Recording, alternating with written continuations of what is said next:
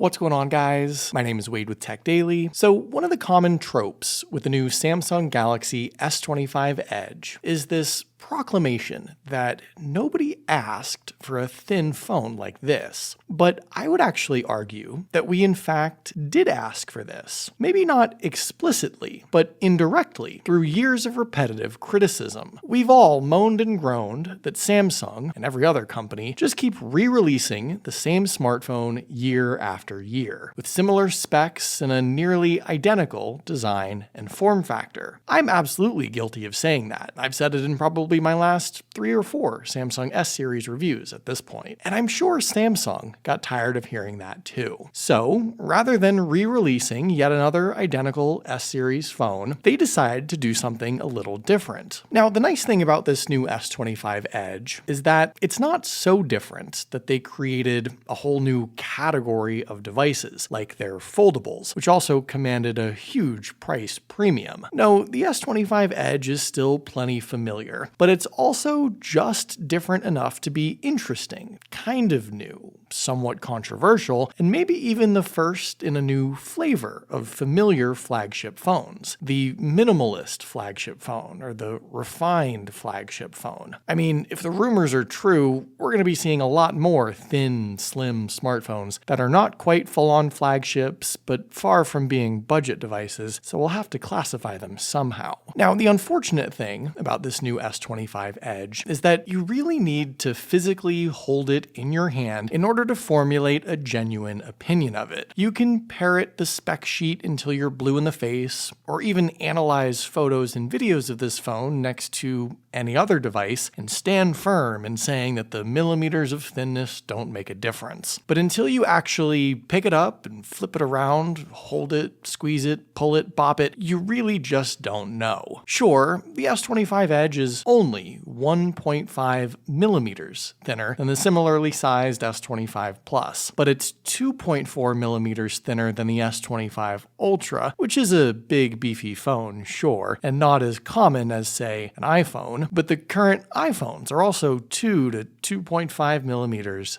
thicker. I totally get that measuring literal millimeters sounds absolutely ridiculous, so I'll frame it a little differently. The S25 Edge is about 20% slimmer than the S25 Plus, and some 30% thinner than the iPhone 16 Pro, which I think are better figures to understand. And yes, you really and truly do notice that difference as soon as you pick this phone up. I didn't think that would be the case. I was skeptical too, believe me. When Samsung offered us a first look at this phone last month, everyone I was with also thought this whole thin phone was a nothing burger until we held it and felt it. But it's not just being thin that makes this phone feel so different. It's also very light. It's 27 grams lighter than the S25 Plus. It's actually nearly the same weight as the smaller sized S25. And yet Samsung didn't make this phone out of plastic. They made it out of titanium and Gorilla Glass. It's closer in materials to the S25 Ultra. So fortunately, it's also tough, if you know what I mean. Holding the S25 Edge in your hand is sort of like someone putting a nickel in your handset every day until you get used to the weight and then suddenly taking them all out. We all know what our current phones feel like, and we don't expect a millimeter of difference or a few grams gone to be that drastic. That is, until you pick up this S25 Edge and accidentally whack it into your face. Samsung suggests that a thin phone like this is intended for people who just want less smartphone. They want something more comfortable and less bulky to hold. They want something that's easier on their pockets, and I could sort of see both the argument in favor of that and Samsung's attempt at addressing it. This is a phone that feels less. It feels minimal, like an object of brief necessity rather than a brick and shackle. Looking beyond its physicalities, I think a big question is where exactly does this phone fit within Samsung's current S-series lineup? I mean, there's 3 current S-series phones already. There's also the forgotten FE. So squeezing this phone into an already crowded lineup doesn't seem like it makes sense, especially since this phone actually overlaps the current S-series trio in a number of ways. Its price, $1,099, puts it higher than the Plus, but bit cheaper than the Ultra. It's pricey, but not obscene like the foldables, as I mentioned a moment ago. Its size, 6.7 inches, matches the S25 Plus. But nowadays, most Android phones from mostly every company you can think of are around 6.7 inches. So I wouldn't call this a big screen or a plus-size screen. I'd actually argue it's normal-sized, and consider the regular S25 to be uniquely small. Regardless, this is a screen size that people expect to have. The screen itself actually is a Quad HD 3120 by 1440 resolution, along with being AMOLED and 120Hz of course, but the same as the S25 Plus. And this is a moderately interesting aspect of this phone simply because Samsung didn't have to do it. A Quad HD screen on a smartphone isn't something most people would notice or seek out. It doesn't make a huge difference in day-to-day use visually. Enabling it also eats into your battery life a bit. I know, I'll get to that, but it's odd to have on a phone where battery life is a concern. On the flip side, I guess if you're going to charge this much and you already have a bin full of S25 Plus screens in your manufacturing plant, it was probably of no major detriment to Samsung. It helps pad the spec sheet for this phone anyway, for those who prefer to use that to critique it. And actually, they didn't just take the Quad HD display from the S25 Plus. They also took the front glass from the S25 Ultra. Well, almost. It's a new, tough Gorilla Glass Ceramic 2 material, which is supposedly the same type of glass as Gorilla Armor 2, just without the extra anti-reflective coating, which is surprisingly noticeable when you compare it to the S25 Ultra, but I guess I can live with that compromise. I should also just quickly mention that in going for thinness, Samsung didn't remove anything from this phone. The buttons are exactly the same, there's a USB-C port for charging, and a physical SIM card tray, and the same dual speaker setup, so I guess that's mildly impressive too. And internally, at least with the processor and RAM, Samsung didn't skimp out on anything here either. This phone is powered by the same Snapdragon 8 Elite chip and 12 gigabytes of RAM. It's got all things Galaxy AI. It'll see the same years of guaranteed updates. There isn't anything that's not S-series about this S25 Edge, which might be a no duh thing to say, but I just want to confirm Samsung's position. They say this is a no compromise flagship S-series phone, and that's generally the truth. This isn't an FE competitor or some fluffed up A-series. In fact, up to this point, I wouldn't blame you if you simply said this S25 Edge is nothing more than a thinner S25 Plus. It's a fair comparison to make, and if you're interested in something like that, I would generally agree with you. But there's two big differences that make that decisively untrue. And they're also the two biggest criticisms that most people have with this phone. Most of you already know what they are: the battery and the cameras.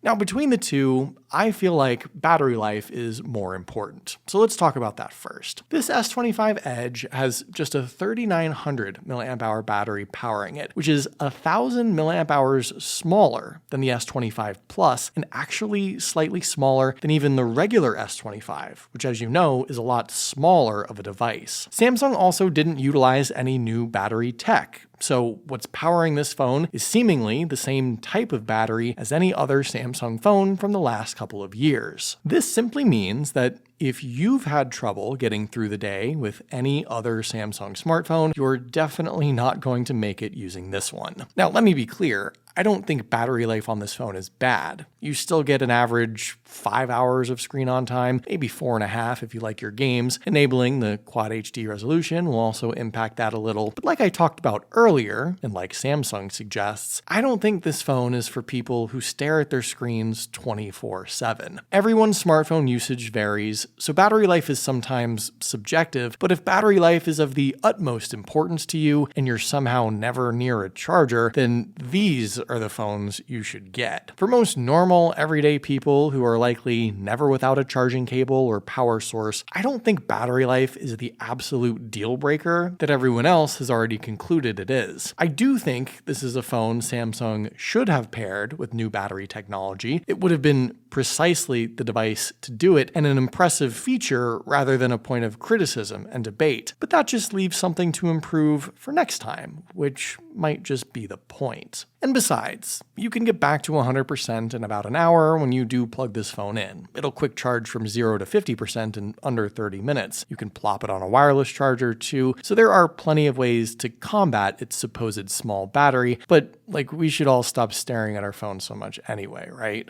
The other consistent criticism for this phone, which is a bit more obvious to see, is its camera setup. It doesn't take a rocket scientist to count one less camera lens around back compared to the other S-series phones, but it's a little more nuanced than just that. The main shooter here is actually a 200 megapixel lens, the same as what's on the S25 Ultra, which is better than the 50 megapixel camera on the regular S25 and S25 Plus. That secondary lens is from the regular S25s. It's a 12 megapixel ultra wide, and what's missing entirely is a telephoto zoom lens. The big question, of course, is does that matter? And if so, how much? Well, in the rare instances where you do need some zoom, it matters a lot. The S25 Edge's 10x digital zoom feels far. It's no comparison to the 100 times super zoom of the Ultra, obviously, but it's a pretty drastic difference from even the regular S25's up to 30 times zoom. Beyond just not being able to get very close, the quality is noticeably worse too. That is, the quality of the image when you zoom in and snap a picture. The regular, non-zoomed images and videos from this phone are great. They're exactly what you see on the S25 Ultra, more or less. And you get all the other fancy Samsung camera features too, for the most part. You just sort of have to think about how much and how often you're zooming in on your shots. Samsung says, based on their data, that most people use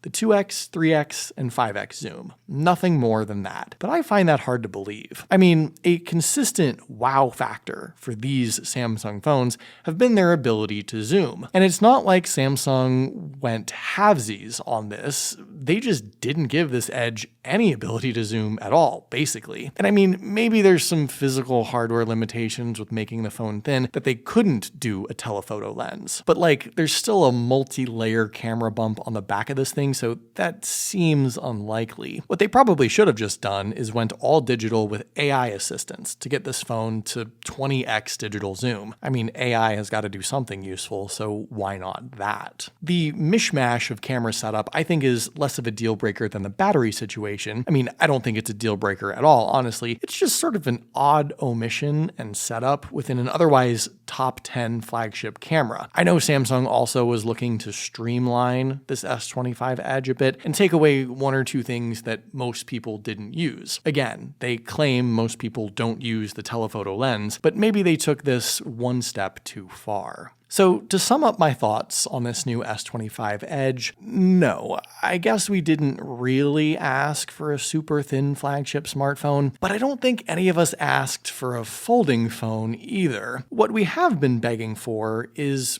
something different. Not so different that we have to pay an arm and a leg for it and be beta testers for a new delicate display technology, but different enough to be interesting and exciting, and a departure from the same old brick that's been in our hands and in our pockets for the last 3 or 4 years now. I think having less smartphone is a good thing. I think having the best features, but not the unnecessary features, is also good. I think taking a risk and launching something new is good, and not everyone is going to like it. But that's okay. You can criticize the product or offer some suggestions, but don't criticize a company like Samsung for launching it in the first place, because I know I'm tired of the same old thing.